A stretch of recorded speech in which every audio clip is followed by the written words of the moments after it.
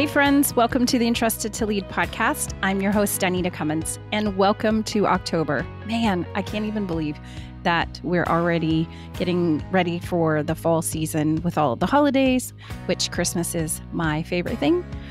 But I hope that you had an amazing summer. I hope that your fall has been productive and you've gotten a sense of clarity and focus as you're getting back to work with all the things. So today we're going to talk about leadership development. I don't know if you realize or not, but the podcast has been in operation for almost a year. So next month, we'll be celebrating our 1-year anniversary of the Entrusted to Lead podcast, which is super exciting. And I just want to say thank you so much to everyone who has been a faithful listener, who supported me and the show, who sent text messages and social media posts. It's been a huge blessing. And I could not do it without my amazing guests that have come across the country to share their leadership stories, to share their passion for helping organizations grow, their faith, just all the things that we've had a chance to share on the podcast. So thanks so much for that. I'll be launching a few anniversary episodes in the coming months, so keep a listen for those. But today we're going to dig into a topic about leadership development, because that's kind of the point of this whole podcast, is to help you be the best version of you. So I hope you enjoy today's episode. Grab your cup of coffee or your favorite beverage of choice, and let's get started.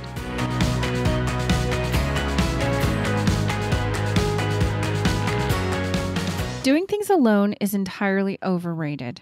We all need a community to thrive. And that's why I'm part of an online community of writers and speakers, podcasters, and entrepreneurs called Creatives. And I love it. In the years since I joined this community, I've launched new ideas, and I finally executed the dreams that sat on the shelf for years. Seriously.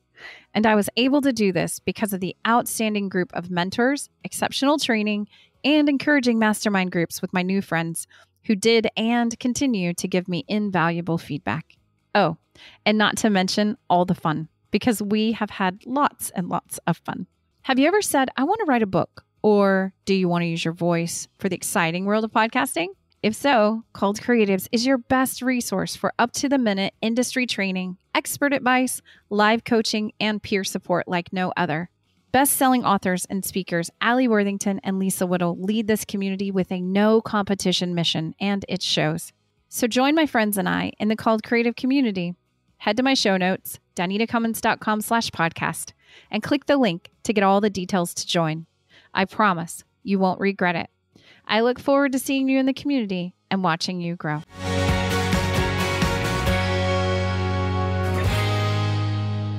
Does the thought of leadership development keep you up at night? Maybe, but probably not. In a recent poll on LinkedIn, the University of Chapel Hill's Executive Development Program posted a poll. And the question was, what organizational challenges keep you up at night?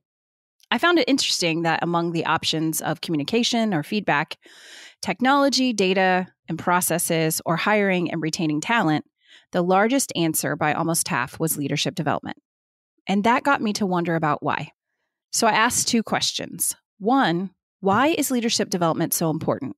Basically, why should we as organizational leaders care about leadership development, which we talk a lot on the podcast about? And 2, what makes it so difficult to do, achieve, or perform? Is it simply a matter of priorities or time or resources? It could be, but probably not. So I began a quest to try and discover the answer. Why is leadership development so difficult? And more importantly, what can we do to change that? So here is my synopsis. Number 1, leadership development is important because we have a responsibility to help our organizations grow. And we can't do that unless we are practicing leaders, just like we had on the show when we talked with Jonathan Sachs the other day. It's the last podcast that just released. So if you haven't had a chance to listen to that, please pop over to the website or to one of our streaming platforms and take a listen. It was a great conversation where he really challenged us to consider becoming practitioners of leadership, right? The profession of being a leader, which I think is just a phenomenal concept that we can talk more about that later. So the first reason why I think leadership development is difficult is because, quite frankly, we don't consider it a profession. We don't put the time, the training, the attention into it to say, hey, I'm going to develop myself as a leader with intention. So that's the first reason. And the second one is because I believe that we struggle with all of those human elements of leadership, right? Like we, again, talk about on the podcast, emotional intelligence and conflict resolution and leading teams. All those things are hard. They're very human, messy things. And so when we consider leadership development and our organizations and our teams and the dynamics, we can get overwhelmed. And that's totally okay. If you've listened to the podcast this year, you've heard my guests and I talk a lot about mindset, right? Other than faith, I think that mindset is your most important resource. So remember that, friends. Your mindset can change anything. Recently, I was having a conversation with some younger people who were living in my household and their friends, and we talked about the power of negative thoughts and how a negative thought can keep you completely immobilized, right? Fear, anxiety, insecurity. We can consider or think how people are going to see us. We can think about those negative thoughts, and we can literally be paralyzed, like physically can't move. So if we consider the power of a negative thought and how much that causes us insecurity, how much it causes our blood pressure to rise, how much it causes us to physically be sick, all those things that really happen when we think of negative thoughts, how much more power is there in a positive one? Just think about that as you go about your day or your week. How much power do your positive thoughts have? That's why I think mindset is our most important asset. A situation can look bleak or grim or hopeless, but if you adjust your mindset, then you can find a world of possibilities, hope, and opportunities. It's like faith, I think. We often miss God standing right in front of us, holding out his sovereign hand, and we have to change our perspective. But in order to do that, we first have to change our mindset. So here are a few things that I want you to reconsider or consider about your beliefs about leadership development. The first question is, can anyone be a leader? The answer is, of course, yes. But most times we don't think of that. Recently, I had a coaching call with a veteran entrepreneur. She's launching a new consulting company, and we were talking about her ideal client. And she said something that made me lean in a little closer. She works with the employees in the company, and she has a heart for working with people every day, but she's not really as concerned about the leaders in her organization. And I wanted to challenge her to consider that every person is a leader, but I didn't. And I also wanted to challenge her to have a degree of empathy for the leaders in her organization who are leading at different levels, because their experiences are unique. And, sometimes we miss the challenges and the struggles that they have. But as the day went on, I thought about what she said. Is that what we mostly believe? That I'm only a leader if I'm managing people or if I'm in a position of authority over them? And I think therein lies the greatest problem. Because if we look to the people solely in the C-suite to be the leaders, then we miss the very nature and opportunities standing in front of us every day to serve, grow, and give hope to the world.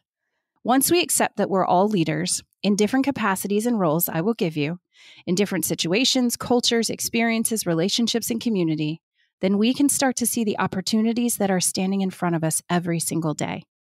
Opportunities and possibilities for us to grow, to serve, to give, and to lead those in relationship with us. Yes, leadership is about achieving a common goal. But what is your common goal? What goal does your community have? Does your team, your church, your school, your marriage, your family? I bet you can name several. So here are a few examples that I'll give you that I use as I go through my daily life. So for my family, we have a common goal to respect each other. We value the hearts and minds of every single person in our family, and we strive to create a space where each person's voice matters.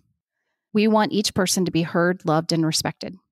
And because of that, we never say shut up. That's a rule. But it's a common goal that we can all come to the table with diverse perspectives, and we can sit down and have respectful conversations, no matter what age we achieve. For my ministry team, we have a common goal to ensure that no woman walks alone through her pregnancy decision.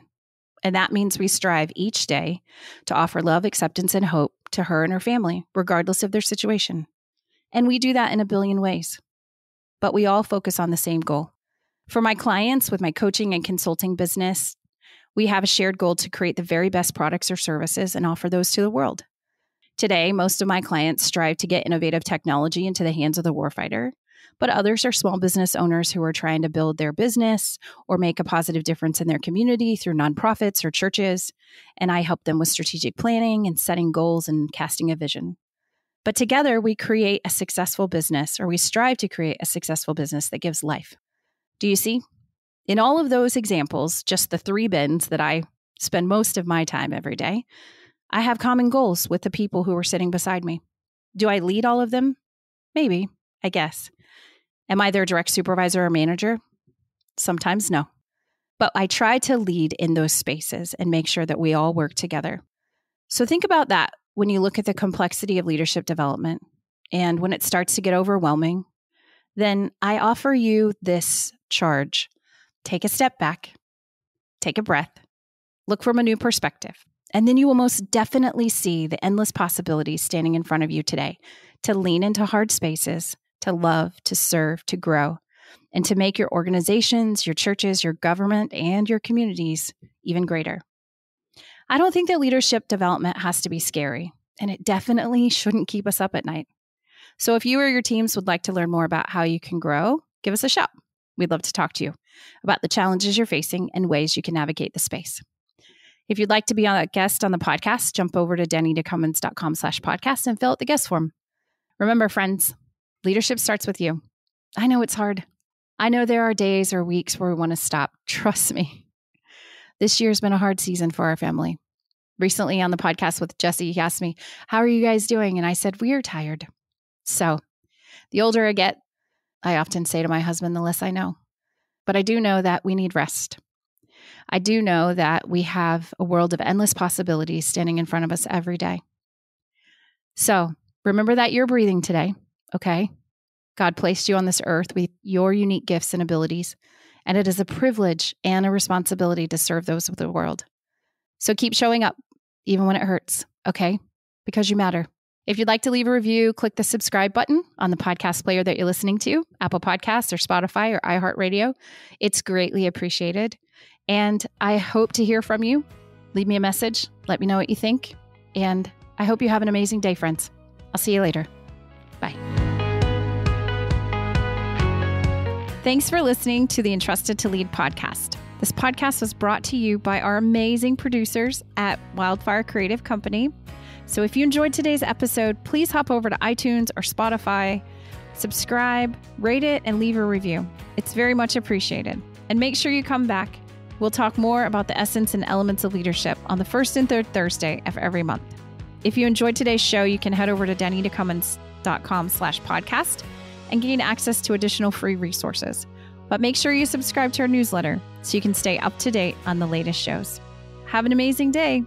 Talk to you soon.